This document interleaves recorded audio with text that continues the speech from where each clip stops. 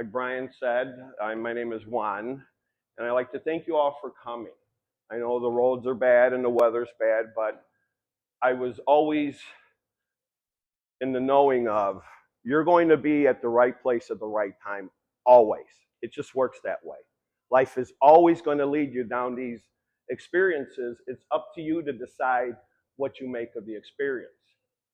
Okay, so in my travels, I've traveled to many temples, many places. I went through initiation in Egypt, through all the temples. And what I found was that you have to descend in order to ascend. Okay? You have to descend in order to ascend.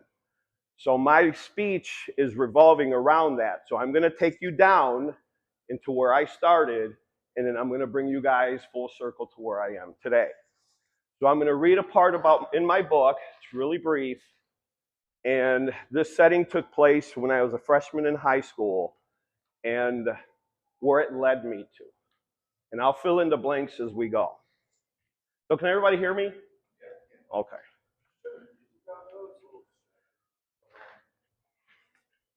All right. So depression started setting in. I believe there are certain degrees of depression. The more impactful the wounds, the deeper the scars. The deeper the scars, the more painful they are to reopen when you revisit those places and people. And I had some pretty deep cuts by this time. Behind all of Juan's interactions were an immense fear that came with growing up in a violent place. It's always there in the back of your mind, and you never know when it will reveal itself to you. By the time you see it coming, it's already too late. The anxiety is at a 10. There came a point where the fear and anxiety were so overwhelming that it led me to fantasize about death. There was one day in particular that I just couldn't get those thoughts out of my head. School was horrifying. Going from class to class, seeing the occasional beatdown in the halls, always kept me on high alert. I couldn't shake the feeling all day, and I took it to work with me. I came in late that night. One of the older gentlemen yelled at me and told me to go home. I tried convincing myself that it was because it was winter and therefore business was slow, so I wasn't needed. But the truth was my erratic behavior was starting to wear them thin. Arriving home, it was always dark in the house. We did whatever we could to save money like that. You would see the light from the TV, but that was it. We weren't big on asking how each other's day was. Maybe if somebody had asked that day, what happened next would not have happened. I didn't want to live anymore. Everything up to that point was held together by smoke and mirrors. It was exhausting. And to be 14 years old and already to have had enough that night was a crushing blow. So I grabbed some rope, went into the garage, and tied it as tight as possible around the banister. I had no emotion and thought to myself, kids in the neighborhood die all the time. And they did. It was just a fact of life. I would just be the next one. I climbed onto the wooden horse and put the noose around my neck. When I jumped off the horse and kicked it out from under my feet, I hung there for about 3 or 4 seconds, then the rope broke. What came next was such a huge belly laugh. Afterwards, I walked into the house and got my things together to take a shower. I also took the alarm clock radio with me, which my mother noticed and asked me why I was taking it. I said I was going to take a shower and listen to music. Truly, my plan was to plug it in and to pull it in the tub with me. Like all mothers, my mother knew that something was off and took me into her room and asked me what was happening. It was written all over my face. I couldn't hide it anymore. I told her life was just too hard, and I just wanted to go to sleep. So she held me for a moment and told me to go to my room and go to sleep.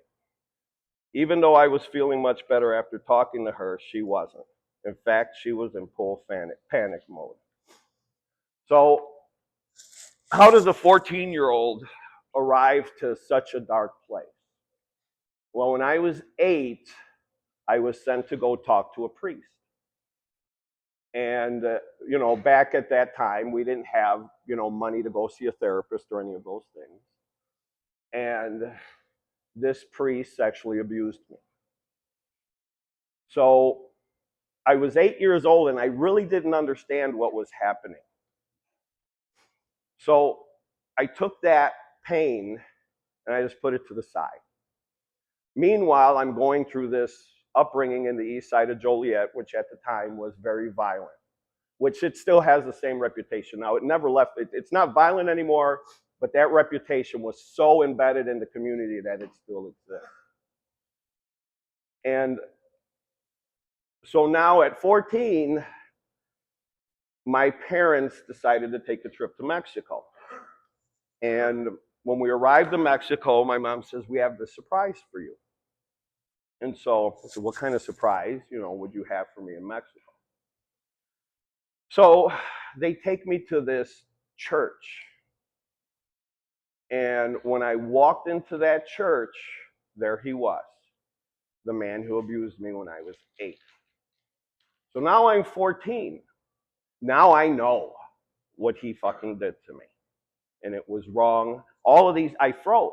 All of this pain, all of these emotions, all of this shame just became so overwhelming that I just locked up into this dark place. When I got home, my best friend was shot and killed down the street. So by this point, winter comes, the season sets in, it's getting dark, and I just couldn't handle it anymore.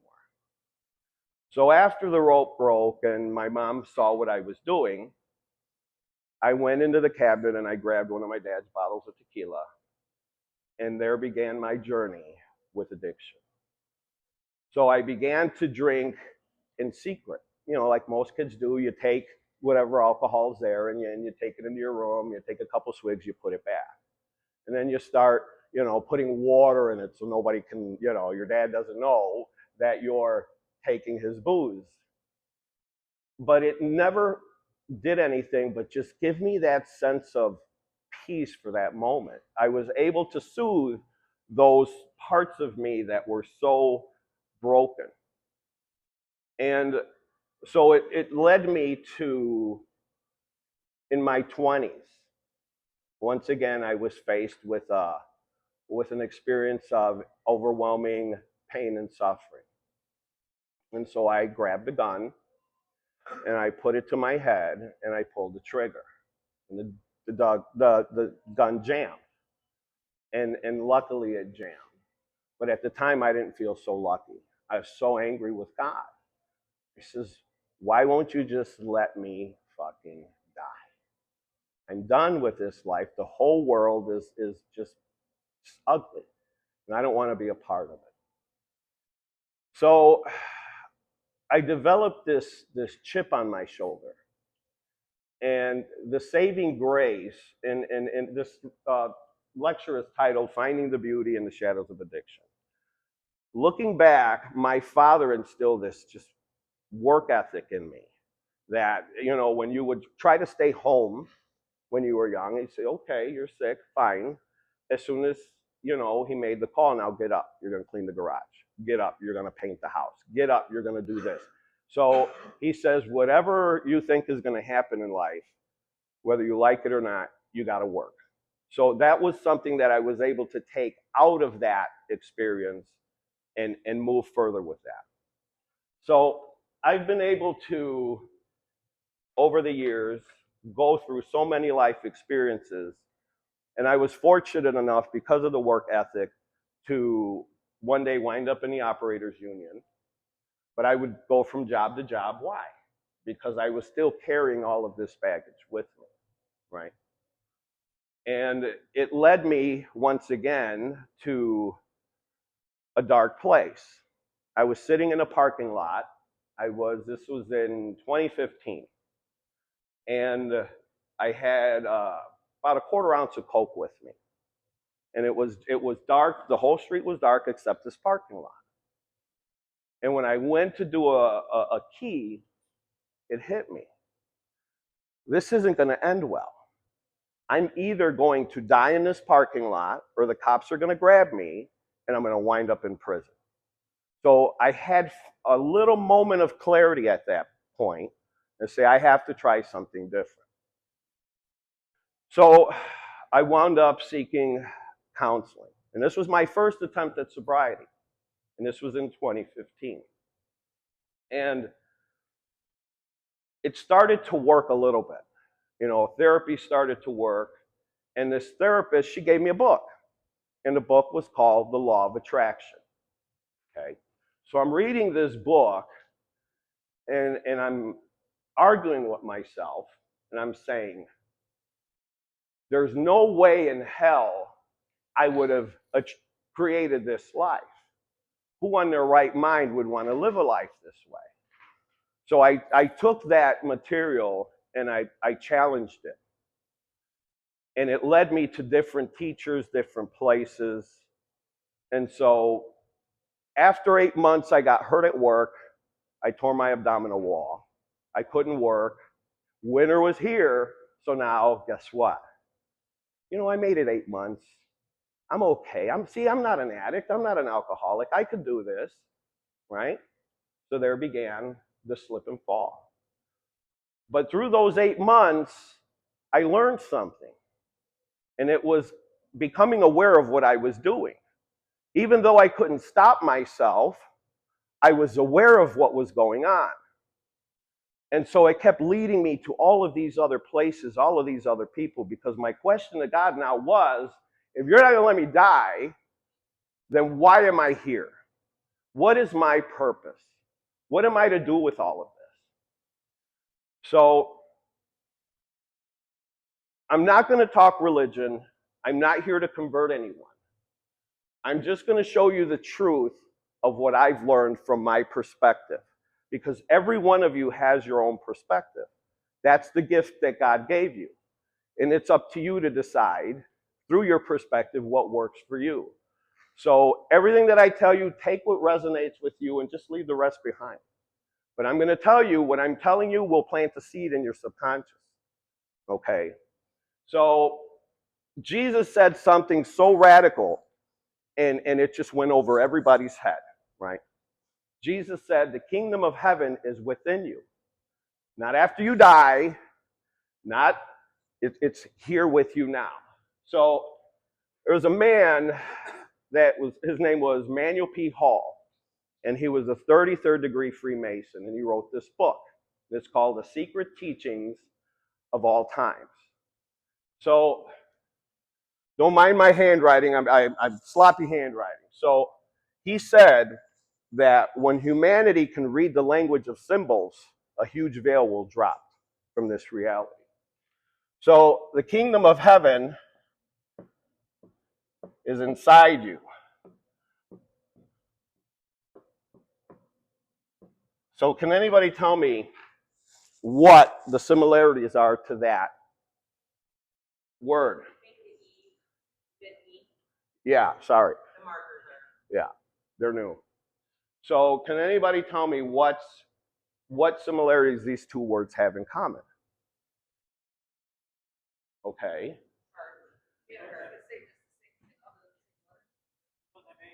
They both have the letter H in opposite sides. Okay. Now, where does the H fall into in numerical order? Where does the H fall in? 8. So what else does the 8 represent? Infinity. Okay. So there's this loop that projects out of you. So this is the way you get to look at reality. You get two choices. You can let the outer world dictate how you feel inside, or you can correct the things that you have inside to project the outer world. Now, how does that work? So think of it like a movie projector, okay? And we all have this divine light inside of us. And it shines out, right? But what is it shining through? Okay. It's shining through, let me see here. Did we figure out how to spin this thing? Yeah, because I'm going to have to go. Okay. All right. So Now this is physics. This is science. This isn't something that I made up. This isn't something that, this has been proven. So everyone here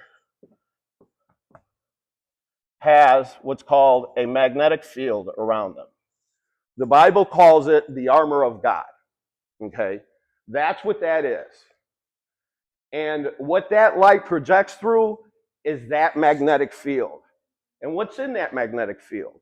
Every experience that you've ever had, the DNA imprints of your mom and dad, your ancestors, and an astrological blueprint. I'm also an astrologist, by the way. And it was something that, because I wanted to learn more about myself, that it led me down that path. So now, in that magnetic field, everything that you have in there is going to project out into the screen of life. Okay? And so if you have all of this hate, trauma, suffering, that's what you're going to be seeing. It's going to keep giving you that experience. Okay? But because what creates this is your heart. Your heart sends out this pulse, creates this magnetic field, and the brain is the navigator of the heart. So if you're telling that brain that I'm not worthy, that I'm not good enough, that all of these bad things are happening, that's what it's going to keep showing you.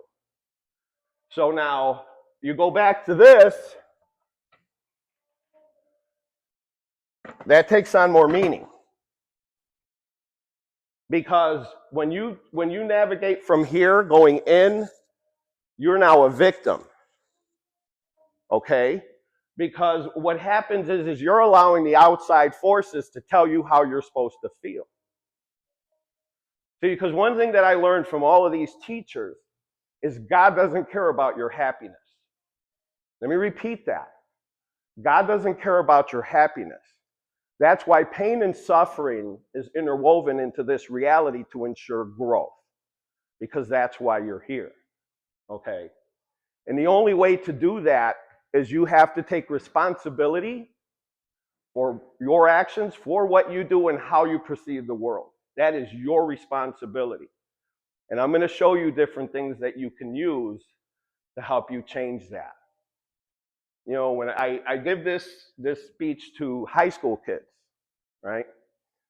And one of the things I always tell them, and they're all painted, okay, what is it? I go home, look in the mirror, and say, I love you. And you see the body language. They all start to just feel uncomfortable. Then I asked them, I says, I want you to think how silly that is. Because you tell your mom you love her, you tell your dad, your girlfriend, your boyfriend, whoever, you tell them, oh, I love you. But the most important person in your life, which is you can't give yourself that love. Okay, so it's really important that you start with the way you talk to yourself. Now, I'm bypassing addiction for a reason.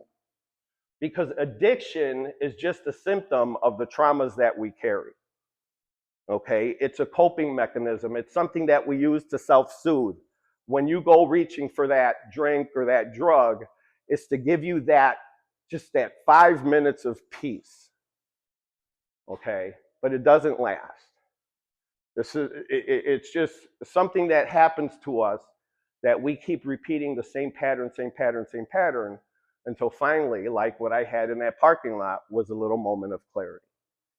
And we all get that. Now, when you start to work from this area here, because remember, Jesus told us, the kingdom of heaven is inside you. So you start looking for evidence in that, and you start looking in the small places, the little things. Nature. Everything. Nature has its own value system, right? It created a value system in this planet long before man took its first breath. And it shows you in nature.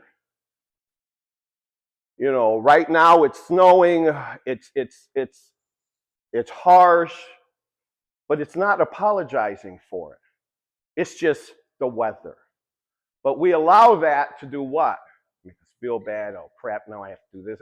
But can you control it? No, you can't control it. but you can control in here how you view it. Okay?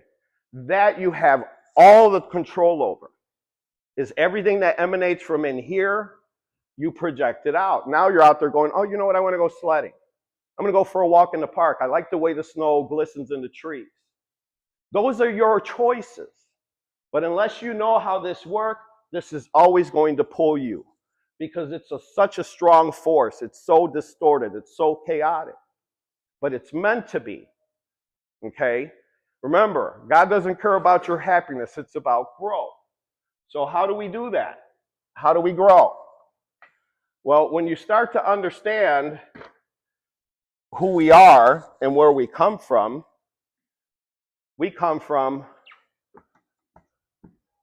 God. That's where we come from, right?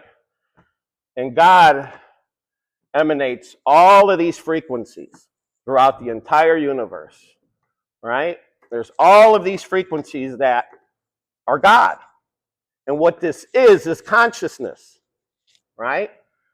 So as you're seeing, it just keeps going and going and going and going. So I got a chance to study a lot of religious philosophies, learn from a lot of people. And they all call it something different, right? They all have, but one thing they all agree upon is that there's this presence. And this presence is the ultimate creator, right? So you have this creator, which is up here. And the only way for this creator to know itself is through you. So it imagines, what would it be like to be Brian? So it says, okay, we're going to add all of these things, and you begin at that point, you begin your descent from here. Here you know everything. It's God. You're part of that. And you begin to descend. But wait, I'm not going to stop you here. I'm going to bring you all the way down here, okay? Down at the bottom, down in the mud, down where life is really hard. But you say, why can't I stop up here? Because I have something better for you, okay? So each side has its own frequency. Everything is positive and negative. Everything in the universe is energy, right? Energy, frequency, and vibration. This has all been proven by science. And can energy feel? No. Can energy taste? No. Can energy see? No. So you need a body for that. And God knows this. So God says, all right, Brian, we're coming down here. And I'm going to give you this body. And down here, I'm going to give you these parents. And let's call this the positive side. And let's call this the negative side. Okay? You descended right down the center. Okay? So now down here, you get your parents. You get your family, you get your school, you get your religion, you get it all down here. Okay? Some people get it here, and it's a lot nicer up here, but no, we're going to go down here. Now, wait a minute. My dad's an alcoholic drunk. My mom sleeps all day. Okay. So your foundation is coming from that place. That is your experience with love. Starts there. So you come from love. You come from the highest source of love, but now you're down here, and as you descend through these higher frequencies, now you're down here. Well, you can't remember. Because what fun would the game be if you knew what was going on? Why even come? So now you come here, you don't know anything, and now you're given these parents who don't know anything. Now you're put in this environment where they don't know anything, and now the fun begins. Okay? Because now you're taking what you've gotten from mom and dad, and now let's start to climb, okay? Because our job, that's why pain and suffering is interwoven in this, because our job is to climb back and to remember where we came from, okay? So when you come from here in the middle, and you have a loving family, and you have everything working out perfect for you, you're never going to go looking for him. You're just not. Why would you? You think this is it, this is perfect. But when you come down here is where you look for him, and he knows that. So he sends all of his strongest parts of himself down here, and that's what you all represent. See, nobody tells you that. All of this information is suppressed and kept from us because they don't want you to know these things, because once you do, now you can take control of your life. Now you can take responsibility. When somebody opens your eyes and say, there it is, this is the game, are you going to play it? Right? Or are you going to continuously let that earth navigate how you feel? So this is what we all do. So over here on the negative side, now you're in high school, you got some friends, right? You're climbing a little bit. But now it's like, you know what, my dad drinks, I'm going to drink too. So it starts to pull you this way to the negative side. Mind you, God is always talking to you. We all have, you're never disconnected. There is no gap between you and God. How could there be? Quantum physics has proven this, that everything is interconnected, right? But we don't know that down here. None of us recognize that yet. So now you're over here, and now you're trying to climb against negative forces. So what happens is it starts to create a loop. Wash, rinse, repeat. You start doing the same things. You start creating patterns within yourself. Because down here, it's all about survival. Down here, it's all about getting through the day. So what gets you through the day? Most people gravitate to drugs and alcohol. Doesn't matter, porn, you name it, food. It's all down here in the negative side. But now, by some miracle, you got a job. Right? Now you graduate high school, and it's starting to pull you this way. But guess what? You've already established roots here. The roots are already in there. So these things are coming with you. All of this is coming with you. So now every time you have a difficult moment, it's going to pull you back this way. Because that's all you know. No one's taught you any different. So down here in the mud is the hardest place to come out of. And people would ask me, if I only knew when I was in it. You do. Because that voice that comes from up here, down here it sounds like your enemy. Because it has to come down here to reach you. It's not going to say, hey, that's not it. You won't recognize it. How many people have tried to talk to you and it just doesn't go through? The intention is well, but it never goes through. So God now has to communicate at the level you're at. Hey, you idiot. What are you doing?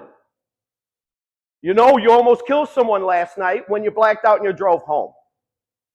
That, and then what do? Oh, you're just like my mom. You're just like my dad. No, that's God talking to you at your level. But now there's other levels where you can get his message clear. And you begin to climb this ladder of frequency. Because all of this looks like chaos to you. But God gave us something. He gave us our senses to be able to see, taste, smell, feel, all of those things. Because our job here is to collapse chaos into order. So what I mean by that is if you look at this board, you can all say, that's a whiteboard. Don't look anywhere else, but you can kind of spread your vision out and everything around it is blurry. Everything out is chaotic. But you're focused on this, so therefore you can collapse the chaos and collapse it into order. Chaos is a ladder of opportunity when you understand it. The biggest illusion down here is fear. What is the highest perspective that we're all going to live? We're all going to die. It's very limited here, our time here. It goes by so fast. We're all going to eventually die. So once you make peace with that, once you understand that, then you can begin to walk through the fear. I was lucky enough to go through a very violent neighborhood. I had no choice but to walk through it. I had no choice. I had to get up every day, find a way to school, every day was that way. And so on we go. Now, the message is always going to come in distorted on this side. But eventually you get a job, you start buying things, you got a house, you got a mortgage, all these things. Now you're pulled on this positive side.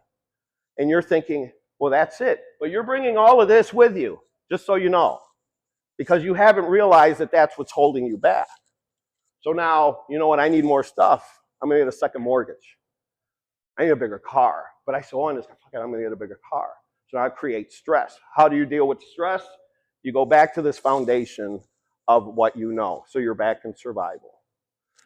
So then as it starts to pull you back this way, when you get that center point, that middle path, his voice is clear. He says, well, if you want all of these things, maybe you should find a better job. Maybe you should do this. So you're listening. Yeah, I'm going to do that. So you get that little voice of inspiration that comes through. So now you get a better job, and now you're up here. But now you have more responsibilities with this job. And so these things down here are holding you back because you can't produce what they're asking of you up there. So you have two choices now. You can go back to what you were doing, right? And it's going to lead you back down here. You could say, you know what? Maybe I can't drink as much anymore. Maybe I can't do this. As you start to let these things go, these roots crystallize. They no longer hurt you. They help you. Because what you're trying to do is find the lessons in your experience. Once you understand, oh, this is why I can't do this, it's because I'm doing this stupid shit.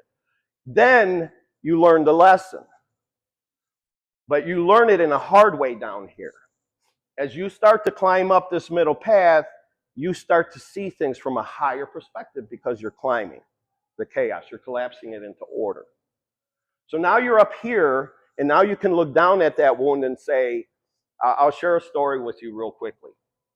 When I was 17, I had a hit put out on me in the neighborhood. The people that were protecting me, their place got raided, and there went my protection. And it happened instantly. A friend of my older brother and sister came over, says, we need to talk. Okay, so go for a ride. He had a gun on his lap. And he says, I'm supposed to kill you today, but I'm not. You got to get out of here because I'm going to eventually have to. That same day I go home, all my stuff is in garbage bags on the back porch. Now my mom doesn't know what I'm going through. I'm banging on the door saying, Mom, you don't understand. You got to let me in. They're going to kill me. She didn't know, but she had already had enough. She was done. So now I was forced to either figure it out or just let them get me. So I went to stay at a friend's house, and roaches on the wall. It was just disgusting. And I can't stay here. So I made it through the night. So I waited to the perfect time during the day to go home because I was hungry. I was going to climb through a window, grab something to eat. And as I'm walking through, I was in this middle path. And as I'm walking through, I saw a recruiting office. And a voice said, you need to walk in here. And I did. And I told him, I said, hi, I'm ready to go now. I'll sign up. And this was when the Iraq War started. I didn't care. You know, I'd rather take my chances over there than here. So now the recruiter goes, well, do you even graduate high school? No. Are you even 18? No. He says, you know what? The National Guard will take you. I said, okay. So he gives me a ride to their office, and lo and behold, they says, yeah, we'll take you. You just have to get your GED while you're in here. So all of those experiences, and I was able to stay at the house for 2 weeks till it was time to leave. And I guarantee you, I didn't leave the house for those 2 weeks. I was a good boy. And in that time, I didn't recognize what was happening. But now because I'm somewhere up here, I can look back at it. My mom loved me so much that she knew she had to let me go that way. And know that even if I lived or died, that I had to find that out for myself. And she did. And I love her more to this day than any day because it was her abuse. It was her way of treating me that got me to find my way. And I would blame her for it, constantly blaming my mother. You didn't nurture me, you didn't do this, you didn't do that. Later, after I was older and I got to sit and talk with her and realize that her father abandoned her. And it was a deep wound. And I look like her father. So it was easy for her to project all of that onto me. It's not her fault. It's because when you're down here, you don't recognize those things. You can't. It's hard to. So it's up to you to figure out your path up the center line to get that signal from God, so that way you can keep collapsing this into chaos. Because eventually you're going to get to a point where you no longer judge things. You understand humanity, because as you're coming up this way, what's happening is you're developing compassion for others because of your experiences. When you start living from the heart instead of the outside, you're starting to recognize it in everyone you see. You're starting to recognize what they're going through. Now, it doesn't mean that you have to partake in it, because I'm going to show you something that you need to really look at, because this is going to help you recognize certain things. So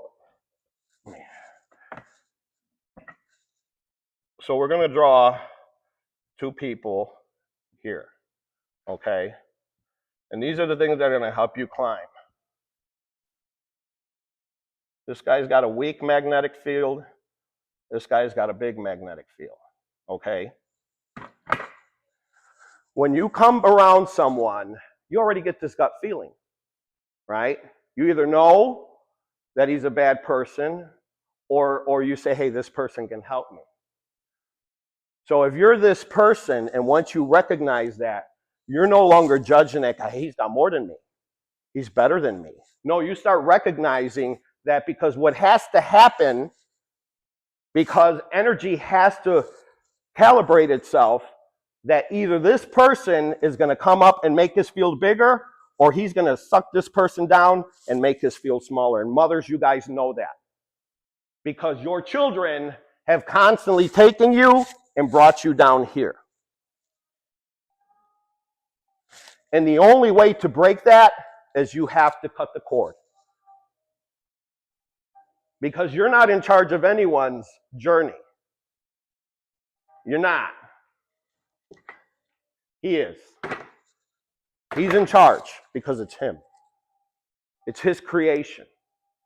And his imagination is so big and so vast that we question him. You know, one guy was talking about all of these different things, and I says, is there anything outside of God? And he says, well, yeah, no, there's not. There is nothing outside of God. Because if there was, it wouldn't be fucking God, would it? What kind of God would that be? So knowing that there's nothing outside of God, well, where's all of this come from? Because you have it's polarity. You have a negative and you have a positive charge. Because he doesn't care about your happiness. It's about growth. But funny thing is, once you get up here, you just find this joy and this peace in there. And there's so many ways to get up there, and it's different for everyone. My hope today is to get you guys to see that for yourselves within your own journey, and you have to go back. You have to start recalling all of your experiences. It's the only way, and it's hard. It's very painful. But what you start to see is that a lot of the things that you hang on to, you didn't create them. You've allowed something that happened outside of you to now penetrate this field. And when it penetrates the field, I'm going to tell you, going forward in your experience, when you have a bad experience, make it your mission to deal with it right then and there. Whether it takes 2 days, 30 days, 60 days, take care of it now. Because once that trauma gets into the body and stores into the body, that's where disease comes from, sickness comes from. Okay? And then now it's buried under all of these other experiences, and you don't even remember. But this field, it remembers. It's your memory. And what its responsibility is to trigger you. So what I want you to do is change the word from trigger to signal. It's a signal. Something's not right. I need to deal with this right now. What am I afraid of? I've already experienced all this fear down here. I've been in this loop for most of my life. Eventually, you have to look at it and say, but I'm here. I made it here.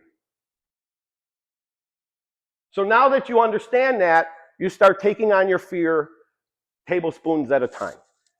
You just start taking it and you start absorbing it, and then you realize that you had nothing to be afraid of. So I'm not telling you to now you have to recreate a whole new life.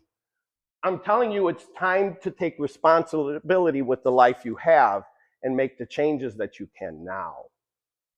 And you have that authority over yourself because he gave it to you when you descended.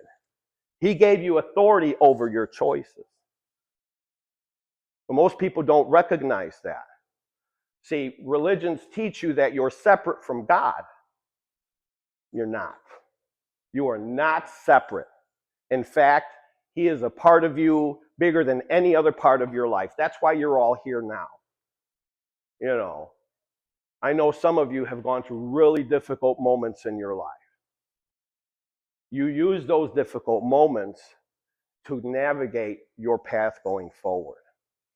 And the only way to do that is you have to go in there. Now, how do you do that? So, meditation, I have a meditation center. And meditation helped me because someone said, well, you don't even know what you say to yourself. What do you say to yourself? So it's okay. So when I first sat down to meditate, everything came in so sporadic. So it was just like, this is stupid. Why am I doing this? I don't want to do this, all of these things. That's because that's that part of you down here that doesn't want to. Why? Because you're afraid. Why? Because those voices in your head can be fucking crippling. They can be. But they're not up here. I promise you, they're not. Once you get to a higher perspective, they're not. They're just things for you to think about to remind you of who you are and where you come from. Your job is to get, because you're never going to get rid of those experiences. They're always going to be a part of you. What you're trying to do is to look at that experience from a higher perspective of love, saying, this, I got to have my son here for this many years. I got to love him for this many years. I got to love her for this many years. Because there is nothing in this reality that's permanent. And once you can identify that there is nothing here that's permanent, and as you climb these frequencies, the people that are down here, they just fall off. You don't have to do anything. But what do? Oh, that's my buddy. I got to call my buddy. So you call him. And then what happens? It pulls you back down here, but you've already been here, so you go, yeah, I shouldn't have called him. It was the same shit. He did the same shit to me. So then, but sometimes you have to go back to understand the lesson, right? So then your job is to, as you get the lesson, you start collapsing this chaos into order. And once you get to a certain place, this is why I never refer myself to as an addict anymore. Because that's not the experience I want to live. I went through the experience of addiction, then I went through the experience of recovery, then I recovered, and now it's a personal choice. I don't want to feel none of this shit down here anymore. That's my choice. And I know the minute I have that first drink, here I go, back down here. But the perspective I have now will not allow me to come back down here. So now, therefore, it's no longer addiction, it's a personal choice. See, we have to keep repeating these things to ourselves. Those are called affirmations. I'm an addict. You're affirming to the body, I'm an addict. It's going to project this reality to you that there's a bar, I can't walk into it. Oh, they're drinking, I missed that. All this. That's what you're going to see because that's what you're focused on. The things that I can't do. So now you have to change that affirmation into I love myself. And here's the funny thing that happens when you do that for the first time. It goes down into the second brain, into your subconscious, into your gut, and your gut goes, what do you mean you love yourself? We gotta know where to put this. It says, hey, doubt, go up there and see what the fuck they're talking about. And doubt comes up and says, you don't have any of this down there, man. We don't know where to put it. Are you sure? I mean, You really don't love yourself. And that's when you get to create a relationship with doubt and say, listen, doubt, I know, but we're going to do something different now. So I want you to start a new filing system inside, and we're going to start recreating our life.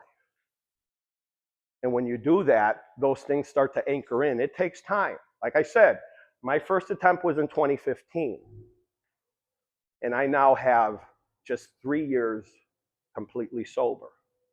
Now, I had a really challenging winter this winter, and winters are always my enemy. Used to be, because I own a construction company. And the minute I can't get my guys out to work, we make no money.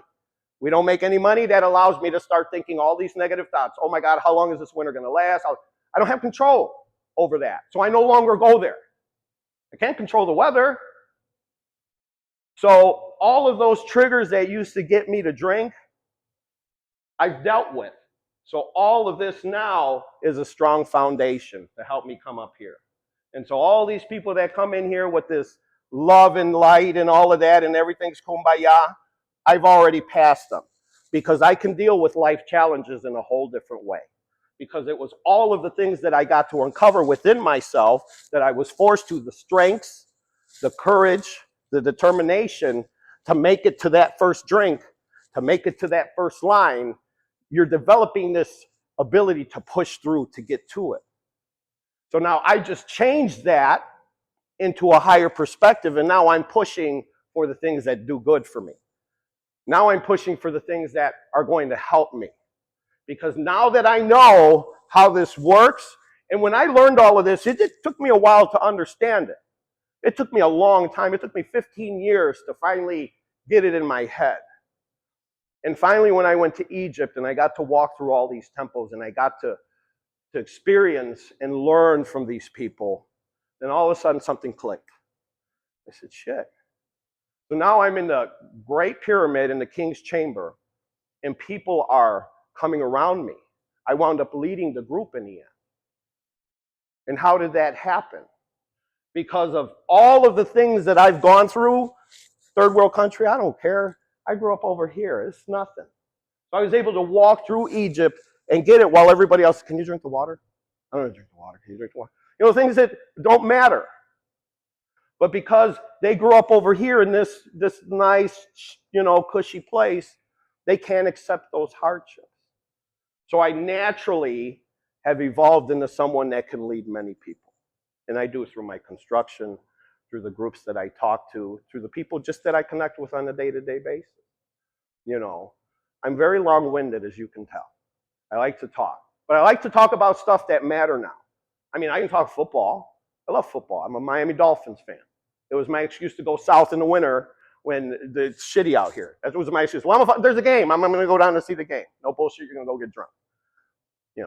So learning all of these things, God has a purpose for everything. Everything has a purpose. God was making the donkey, right? And God's making the donkey, and he's telling the donkey, he says, I'm going to make your back so strong that you're going to be able to climb this mountain of rough terrain and carry all of this with no problem. And the donkey goes, eee! And then God says, but I'm going to give you the biggest penis that the world has ever seen. He goes, ah. And that's how the donkey got his voice. Ee-aw. Right? So everything has its purpose. God knows what he's doing. He is the supreme intelligence. You weren't created in the image of God. You were created in his imagination. So it's up to you to connect with that imagination and see, what are you talking about? What do you want me to do? Because as you get up here, you realize it's not the house, it's not the car, it's not the money, it's none of those things. It's community, it's connection. It's the people you break bread with, it's the people you talk to, it's all of those things. Because the truth of the matter is, we're all walking each other home. Okay? And you're going to meet people along this path, and that's how you look at it. Okay, I got you as far as I can go. Good luck. And you keep going. Because nothing here is permanent. And I'm going to end this with one thing. That the hardest thing in this reality is to understand that you were never broken to begin with. How could you be? You come from here. This is all just an experience. Anybody ever stuck in this experience? No, because eventually you die. No one is ever stuck in any of these experiences. It's just we keep recalling them back. Why? It's because you haven't learned a lesson in there. So my advice to you is when you're stuck in there in that dark place, learn the lesson. Look for it. It's there. But you have to bring yourself where that signal comes through in the middle. How do you do that? Breathe. Calm your nervous system. Because that's all it's trying to do. That voice in your head that's constantly attacking you, all it's trying to get you to do is relax. Once you're able to relax, the signal comes in, and then you know what to do. The problem is, it usually tells you something you don't want to do. And that's where we miss the boat. Because how these frequencies flow is very simple. It's a wave. Positive, negative, positive, negative. These thoughts are always coming through. They say you have 60,000 thoughts a day. It's a lot of fucking thoughts. But what do? As soon as that negative thought comes in, we stop the flow, we attach to it emotionally. Now we're pulling in more of those thoughts, and now we're creating a story that doesn't even exist. Most people live 80% of their life in their head, never fucking happened. We're always looking for the outcome in our head, and then we believe that's what it's going to be, and we get stuck on it. Well, that's what you're going to create. But if you allow that negative thought to just pass, because most of those signals, emotions, only last 60 to 90 seconds. I could save people a ton of prison time if they just understood, let that moment come in and let it pass, because it will. Don't react to the peak of that negative thought, because it's just going to get you in trouble. It always does. Just breathe, relax, and let that pass through, because once it passes through, the solution is always on the other side. Always is. Because that's how God works. There is never an electron in the history of the universe that ever stayed stuck in one place. It can't. Energy is constantly flowing and moving. And once you understand that, you can start to navigate this reality in a much simpler way. And the easiest way for me to do it was detach my emotion from everything and view it from a game point of view. It's just a game. You know, what does that nursery rhyme say? Row, row, row your boat gently down the stream. Merrily, merrily, merrily, merrily, life is but a dream. And then boom, you go home. And that's up to you what that dream is going to be. Because see, consciousness is tilted a little bit towards the beauty side. This is for a reason. Because someone cannot create an ugly experience and sit it inside them. They have to create a story around it. They have to lie to themselves on why they did it, right? So that tells you consciousness has a slant to beauty. The shortcut back home is find the beauty in everything because it's there. And where you start is at home in the mirror and say, I love you. And that's where it starts. I want to thank Brian and BVL for having me here today. All I want you guys to do is to take this thought with you. Is that no one is coming to save you. The person you've been looking for the whole time resides inside of you. Get to know that person. Sit down, shut up, and listen to what that person is trying to tell you. And that's it. That's what I got for you guys today.